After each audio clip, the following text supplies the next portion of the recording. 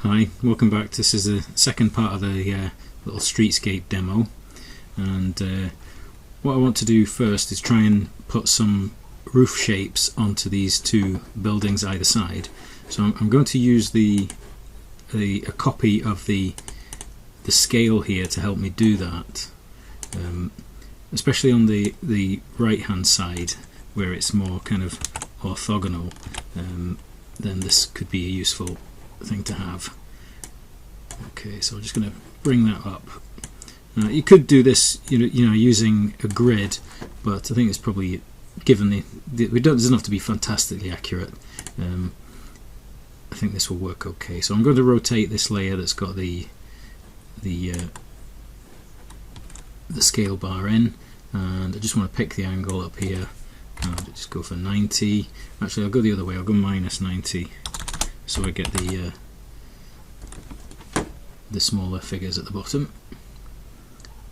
Okay. Actually, no, I'll tell you what we'll do is copy that. Have a vertical one and a horizontal one.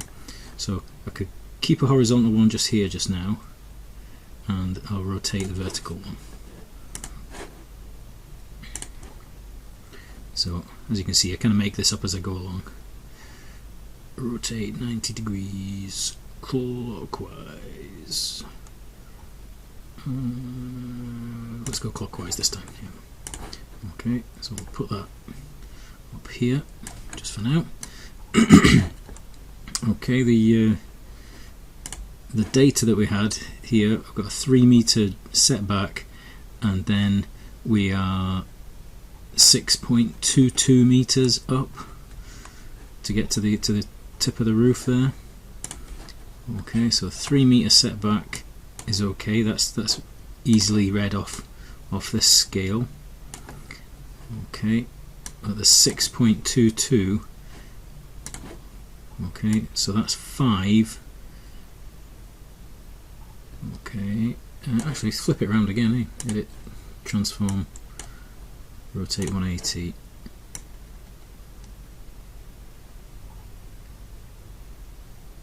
Yeah, so if we set this, so that's 5 meters, 6 meters, and we need, so that's 6.5, about there.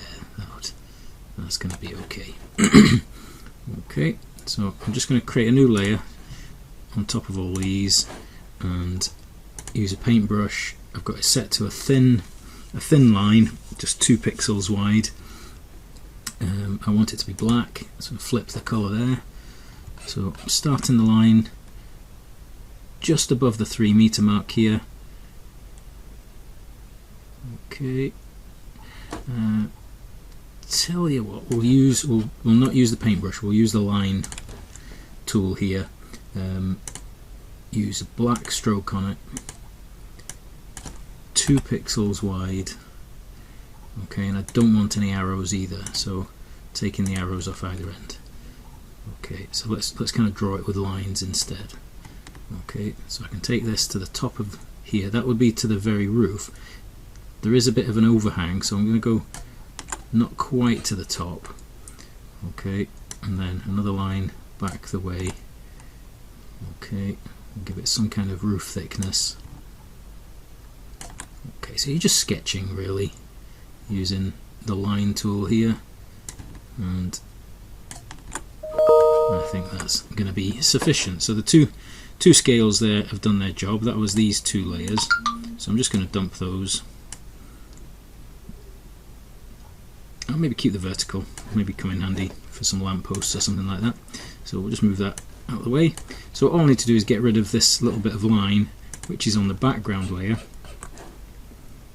Okay, so I'll use the select marquee. Okay, try and get right to the edge of that. That should do. Okay, and then we want to delete that and replace the contents with white. That would be fine. Okay, so that's a better, more realistic shape of the building on that side. Just have a quick look at the photograph again. You can see it kind of steps and then goes up. There's a bit of a parapet actually, so we'll not get too hung up on the detail. Okay, on the other side it's a bit simpler. Okay, what we're doing there is just a diagonal line. Okay, so let's put a line on, start at this corner. Okay, we could have an eaves overhang, so let's just draw as if there is a bit of thickness to the roof, and I'm going to click onto a different layer there. Right, so if I hold shift, that's 45 degrees. Okay, you can see the angle on the line tool. Okay, so if this is 180, then usually slated roofs in Scotland are 35 degrees. So we want to go back to 145. So we're looking for angle 145. So that's looking good. Can go a bit further away. Let's go to here. Look for 145. There it is. Okay, so 5 onto that will be 50, another 30, that's it, 180. So 145 degrees. And then, like we did last time, we'll pick that bit and delete it. Okay, so from the background, delete, replace with white. And that's our 2 buildings. So select, deselect. A lot of lines layers here that we can merge down. That's the scale, so let's just rename that to scale so we know what it is.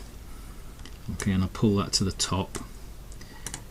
And if I select all of these in one go, then right click, rasterize layers, and then I can merge these layers. So merge and merge again, Control E, drops them into the background, and we're just left with one layer now.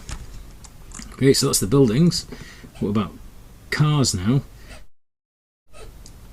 So we need a copy of a car facing forwards to put on top of the ones going the wrong way. Okay, so what I'm going to do is select a chunk of the background that's big enough for the car. Okay, just take that, Control C, Control V. Okay, now rename that layer straight away to car forwards. Okay, it's kind of facing us. Oh, let's say car facing. That sounds better. Car facing. Okay, switch off the background. Okay, and we can pick this white stuff up quite easily from the car facing layer. If you use the magic wand tool, okay, and just click in that white area and delete it straight away. Okay, click in this white area and delete, and everything else can stay. So select, deselect. Now we need a car facing the other direction. So let's do a copy of this area from the background layer. Okay. Okay, Control C, Control V. So this is car rear. Okay, switch off the background. Do your magic wand again. And delete. That's fine. Select, deselect. So now it's a case of excuse me, copying the facing car onto the other areas, onto the other cars. So the first facing car can just be moved to the side because there's a facing car underneath that one. So if you hold shift, you can slide that to the side until we obscure the other car. Okay, looks like the wing mirrors are slightly different shapes, but I don't think anybody would notice that. I'm not going to lose any sleep over that.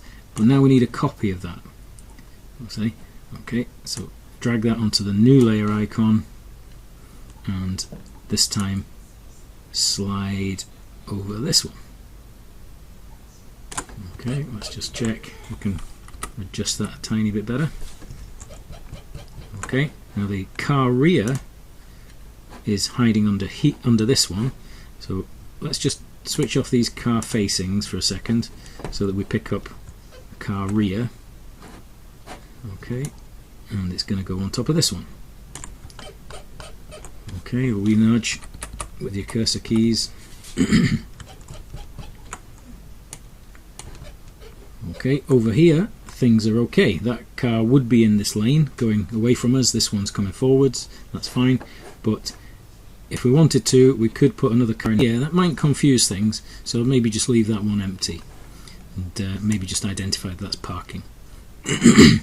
So that's okay. Put the car facings back on and we've got the lane discipline correct. Okay, one's away, towards, two away, three towards. Having all cars isn't ideal really. You know, this is where, you know, if you're able to get an image of a bus or a lorry, a similar kind of cartoon version, you know, putting real stuff next to the cartoon stuff isn't going to look great. Let's just see if we can find a picture of a bus. Let's have a look, see if there's any drawings. Ancient stuff there. Here we go, here's something. That's the kind of thing we would want. That's a pretty big image as well. So we'll save image as. I'll just drop it on the desktop and call it coach.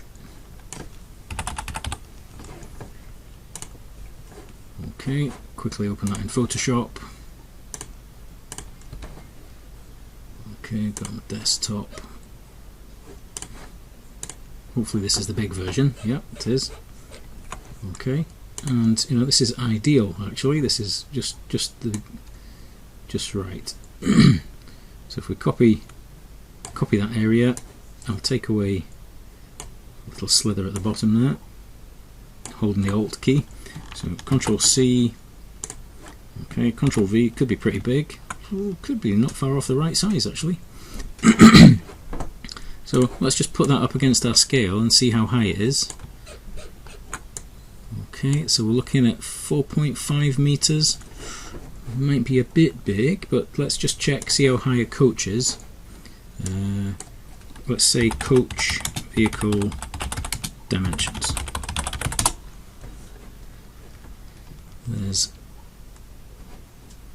We've got one here with the sizes on it. Yeah, 3535. So we're a bit on the big side. So that's a good image as well. Actually, that's maybe a better type of thing to use. So 3535. So ours is a bit big. So edit, transform, scale. So we want to come down to about 3.5 meters. So about there. Okay, I'm just going to turn the background off temporarily so I can do my magic wand again. It's picking up a bit too much other colour there. So let's select, deselect. What we'll use, well, we'll try it, we'll put the tolerance down to say 2. That's better. It's missing off some stuff there, so that's more like it. So I can take that away, maybe take this bit away in the middle. Little spot there, little spot there. There's a bit of the kind of watermark from the graphic supplier there. Okay, but that's pretty good. And that's coach rear.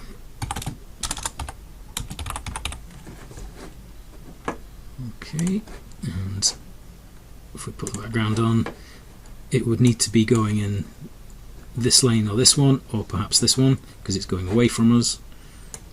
Okay.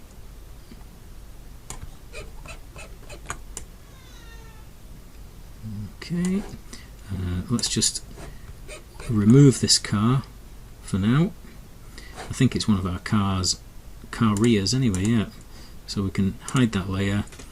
And on the background we really need to hide this completely, so I think we'll delete that vehicle from the background, replace with white, select, deselect, and put the coach on. And that's how we do it. Okay, And you could draw some barriers onto this. You know, do we want to make a layer for pedestrian barriers perhaps? And then we're just looking at maybe a little something like this that we fill in with some grey shade and just pop that in there. Where's the bucket? There it is. Okay, and that's a barrier. So you don't draw anything twice. You've drawn it now. You can use that again. So we can copy that and you just slide it to the side. Okay, and likewise more barriers, we just slide them across. Okay, hopefully that gives you a way forward on that. I'll hide that scale. Okay, and that's it, ready for dropping in or being annotated and putting into your own presentation. Okay, thank you very much. Good luck.